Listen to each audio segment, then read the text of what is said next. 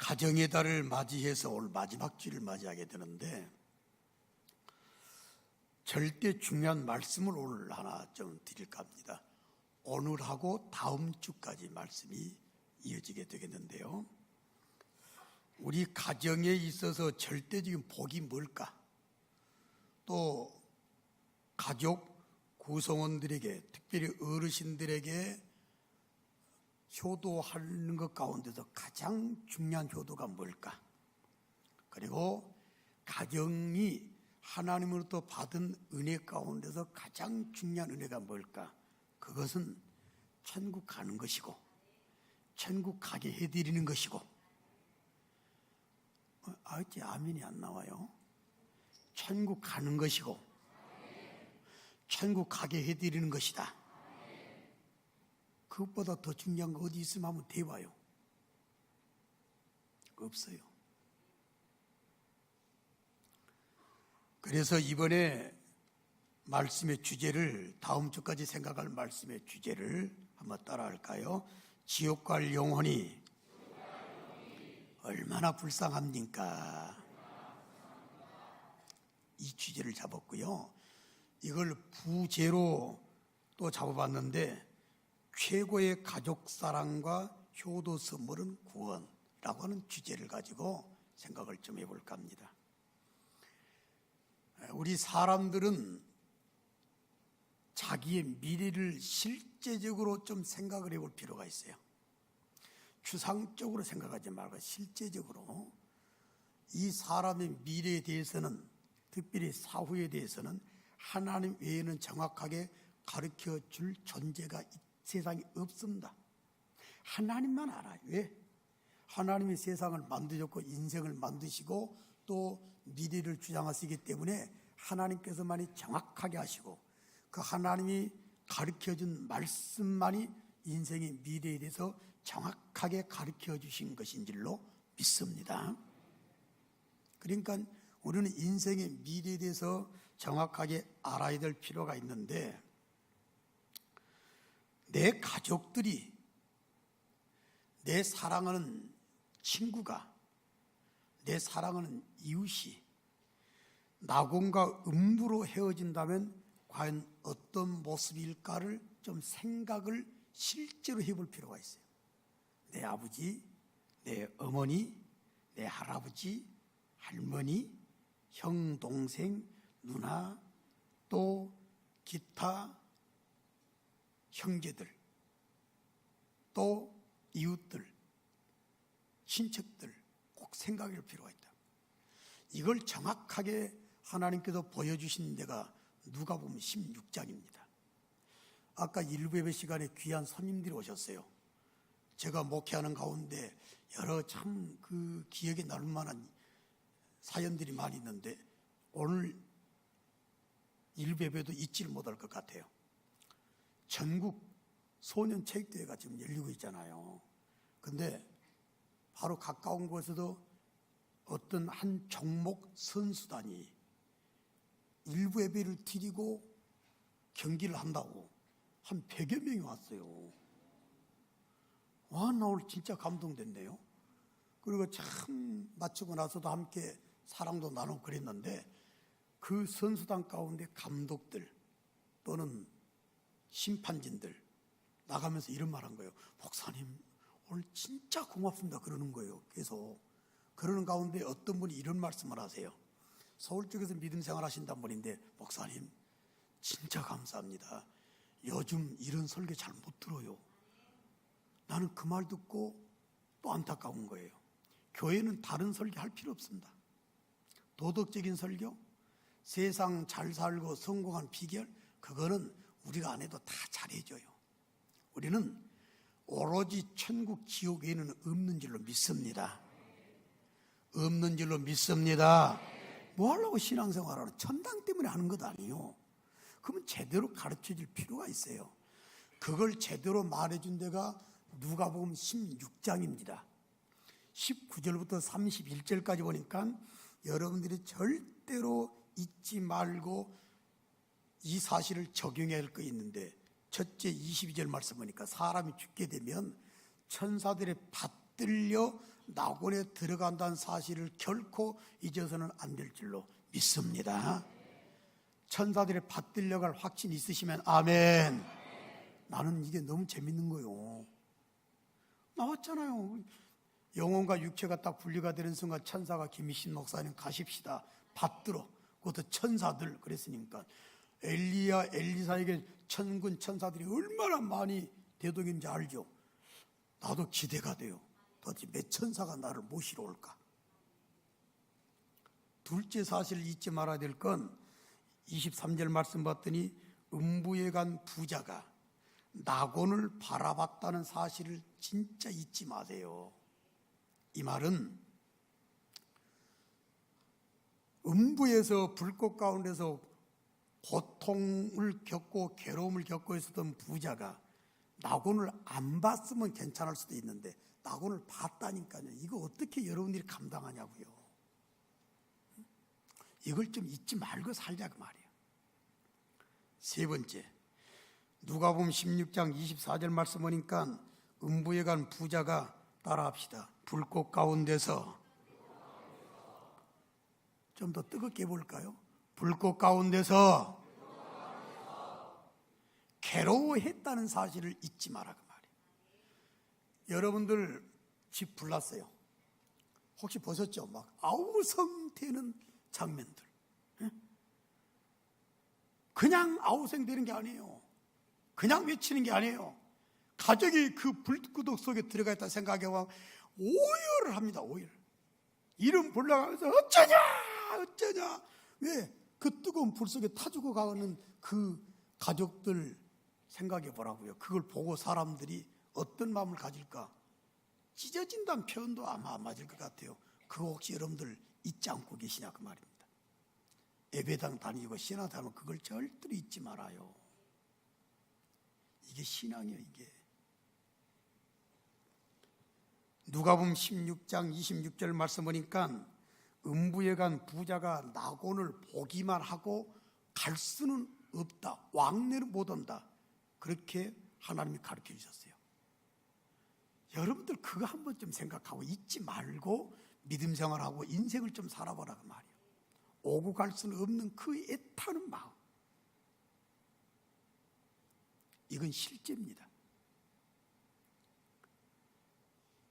한 가지 더 중요한 사실은 누가복음 16장 28절 말씀을 보면 음부에 간 부자가 불꽃 가운데서 고통을 겪고 있는 가운데 세상에 살고 있는 오형제를 생각했다는 걸 잊지 마라 그 말이에요.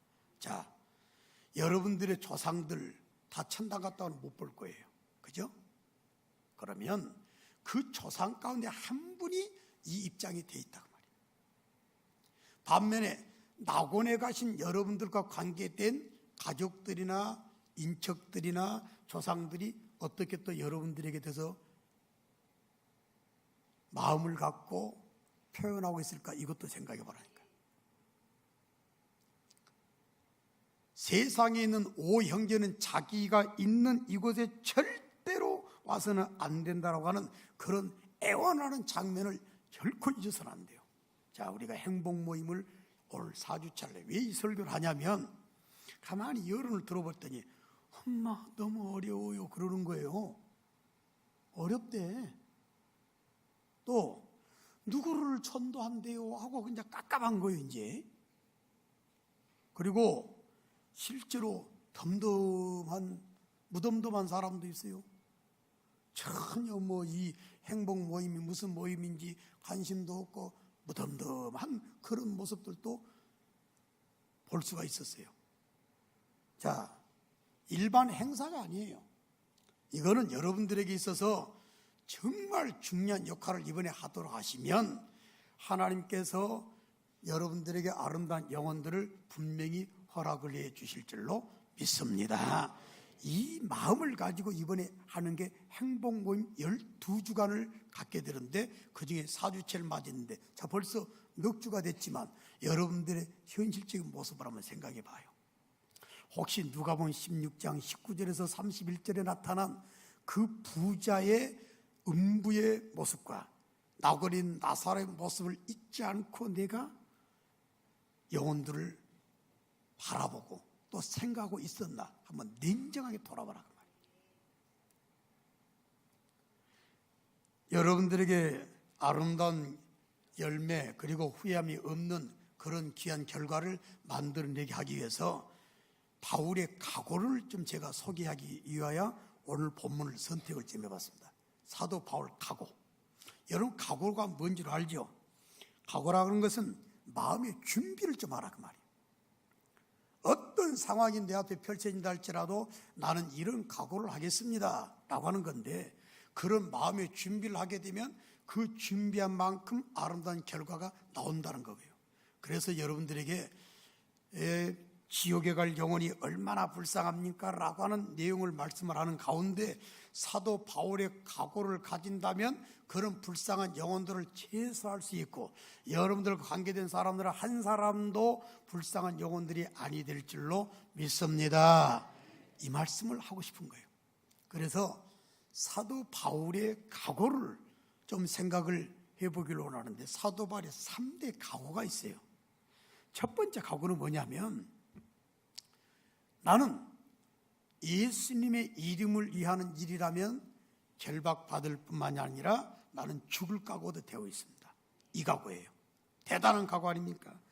사도행전 21장 13절 말씀 보니까 사도 바울이 대답하되 여러분이 어찌하여 울어 내 마음을 상하게 하느냐? 나는 주 예수의 이름을 위하여 결박을 당할 뿐 아니라 예루살렘에서 죽을 것도 각오하였노라. 무시무시한 각오죠. 자, 우리가 이런 각오를 가지고 산다면 여러분들은 결코 후회스러운 주님과 만남의 모습은 없게 될 거예요. 아까 우리 일베버 시간에 100여 명 되는 그 선수단들이 에어로빅 선수단들인데요. 말 안 하려고 했는데 해버렸네 또. 아마 그 선수단 다 예수 믿는 사람은 아닐 것 같아요. 그런데 만약에 그것 때문에 어떤 비판도 받을 수 있어요. 그러잖아요. 근데 저는 다 이끌고 오셨다는 거예요. 보니까 참 감동이 되는 거예요. 자, 그러면 그 안에 많은 사람들이 예수 믿는 사람들이라고 아까 말씀해 주대요. 그 사람들 각오가 돼 있어요. 나는 예수님의 이름을 위해서 결박받고 욕먹고 그리고 죽을 것도 각오가 돼 있다. 할렐루야, 할렐루야. 이것이 무섭지 않아요? 그래야 주를 위해서 아름다운 역할을 감당할 수가 있게 되는 거예요. 그 너무 멋지더라고. 그래서 그 회장이라신 분도 특별히 만나서 이야기를 나눠봤는데, 아, 또 참 이런 분들 참 좋은 인재들이구나 하는 그런 생각을 하게 됐어요. 사람들이 몸보신을 많이 하잖아요. 그러나 한번 따라할까요? 예수의 이름을 위하여, 예수님의 이름을 위하여 결박받고 죽을 각오가 되어 있다면 어찌 하나님의 마음을 안타깝게 만드는 그런 삶을 살아갈 수 있겠냐 그 말이에요. 두 번째 사도 바울의 각오는 더 무섭습니다. 교회를 위한 각오예요. 진짜 나는 안타까운 게 예수 믿고 천국 갈 사람들이 교회관에 대해서 안타까운 모습을 보이는 경우입니다. 교회는 말이에요, 하나님의 나라를 이 땅에서 맛보도록 예표적인 공동체로 하라는 게 교회예요. 교회는 정말 중요해요. 교회에 대해서 여러분들이 사도 바울적인 각오가 정말 있어야 주의 몸된 교회는 세워지게 되는 줄로 믿습니다. 북일교회가 세워지길 원하시면 아멘. 그렇다면 사도 바울의 두 번째 각오를 한번 좀 들어볼 필요가 있어요. 골로새서 1장 24절은 소름 끼치는 장면인데요. 나는 이제 너희를 위하여 받는 괴로움을 기뻐하고 그리스도의 남은 고난을 그의 몸된 교회를 위해서 내 육체에 채우노라. 이게 있을 수 없는 일이에요. 여러분들 이 세상에 힘들다, 고통스럽다 아무리 말한다 할지라도 십자가의 고통, 고난과는 비교가 되질 않아요. 하나님께서 택한 우리를 살리시기 위해서 실제 육체를 가지고 이 세상에 와서 가지고 우리의 택한 사람들의 죄를 해결하는 방법으로 십자가를 택하셨다고 말이에요. 이 십자가의 고난은 상상을 초월하는 고난이에요. 그런데 예수님께서 이 고난을 당하시되 따라합시다. 완벽하게 더 힘차게요. 부족함이 없도록 감당하셨다. 믿으시면 아멘. 이거 예수 믿는 거거든요. 예수님에 관한 완벽한 고난을 다 충족시켜서 담당을 하셨기 때문에 남은 고난이, 자 물어볼랍니다. 남은 고난이 있어요? 없어요? 절대 없습니다. 제가 없어요, 있어요 하게 되면 없어요라고 힘차게 한번 해주세요. 예수님의 십자가의 고난 가운데 남은 고난이 있나요? 없나요? 없어요. 그런데 사도 바울은 말했어요. 혹시라도 예수님의 십자가 고난이 남은 것이 있다면 내 몸에다가 무엇을 위해서? 교회를 위해서 채운다고 그랬어요. 이런 사람들이 많아야 교회가 교회다운 교회가 될 것이고, 그 교회가 하나님께서 원하시는 말세지만에 사용하시는 살아있는 교회가 될 줄로 믿습니다. 여러분들이 다 그런 신앙의 아름다운 그릇들이 있으면 좋겠어요. 그래야 교회가 돼요.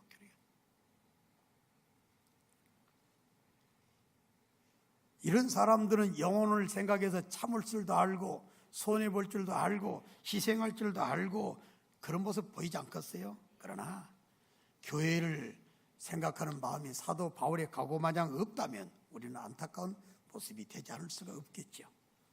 그런데 제가 사도 바울의 각오 세 가지를 말씀드린다고 그랬잖아요. 첫 번째 말씀드렸죠. 예수 이름 위해서 내가 죽을 각오.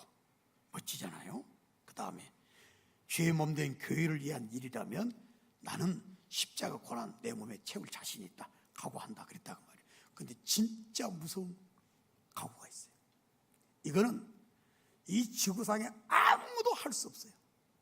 나는 그렇게 생각해요. 자, 오늘 말씀 가운데 1, 2절은 다음 주에 말씀을 드리고 3절 사도 바울의 각오를 한번 좀 들여다보겠습니다. 3절을 좀 볼까요? 같이 한번 읽도록 하겠습니다. 시작. 나의 형제 곧 골육의 친척을 위하여 내 자신이 저주를 받아 그리스도에게서 끊어질지라도 원하는 바로라. 아멘. 이 말은 1절 말씀 보니까 사도 바울이 말했어요. 이건 나 거짓말 아니다 그랬어요. 참말이다. 이건 거짓말이 아니다. 그러면서 내 양심이 성령 안에서 나와 더불어 증언한다고 그랬어요. 그러니까 이 말은 대단한 말입니다. 어떤 말이냐면, 자, 쉽게 풀어서 말씀을 드려볼까? 이건 이겁니다. 내 가족들, 내 나라, 내 민족들 다 천당만 보낸다면, 구원만 받게 해주신다면 내가 대신 지옥 가겠다 이 말이에요. 이건 상상을 초월하는 고백입니다. 여러분들이 잘 아시다시피 아까 누가복음 16장 19절에서 31절 내용을 가지고 음부가 사람이 죽은 그 순간 천사들의 받들려 낙원에 가는 것과 그렇지 못해 음부에 가는 사람에 대해서 말씀을 드렸어요. 5가지로. 여러분들 절대로 가서는 안 될 것은 지옥이 되는 줄로 믿습니다. 아무리 생각해봐도 여러분들 더더군다나 사도 바울이 배워가지고 또 그냥 뭐 환상을 봐가지고 하는 것이 아니라 고린도서 12장 3절 4절 말씀 보면은 이런 음부를, 이런 낙원을 사도 바울은 직접 체험했다니까요. 고린도후서 12장 3절 4절 말씀 보니까 내가 어떻게 간지는 모르겠으나 내가 낙원에 이끌려갔다고 그랬어요. 사도 바울이 낙원에 이끌려갔어요. 그럼 낙원에서 음부를 봤어요. 처참한 상황을 봤을 거라 그 말이에요. 낙원을 실제로 체험했던 체험자입니다. 그 체험자가 빅딜을 하는 거예요. 빅딜. 잘 들어봐요.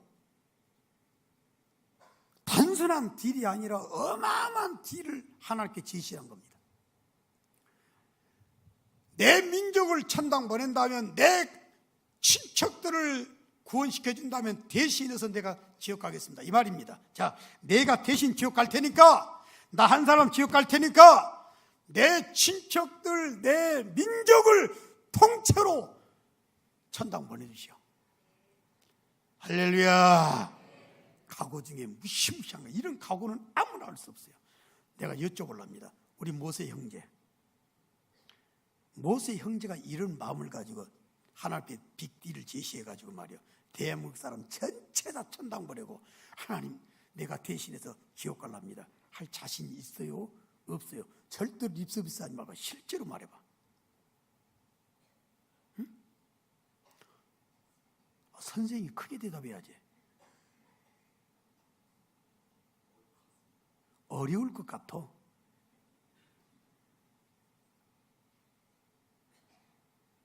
김선인 집사님 대신 지옥 갈래요? 전체 다 천당 보내라고. 정영숙 권사님 나도요 절대 안 할랍니다. 나 진짜 안 해요. 못 얻었어요. 일부 예배 시간에 장로님한테 여쭤봤더니 못 온다고 다 말씀을 했고 한 분은 그냥 웃기만 했는데 봐봐 나는 진짜 못 가겠어요. 왜? 하루만 지옥살이를 한다 해도 힘들 것 같아요. 한 달이 아니요 10년이 아니요 100년이 아니요 문자 그들의 영원한 시간 개념 가운데서 어떻게 내가 불 가운데서 지옥 생활해? 난 못해요.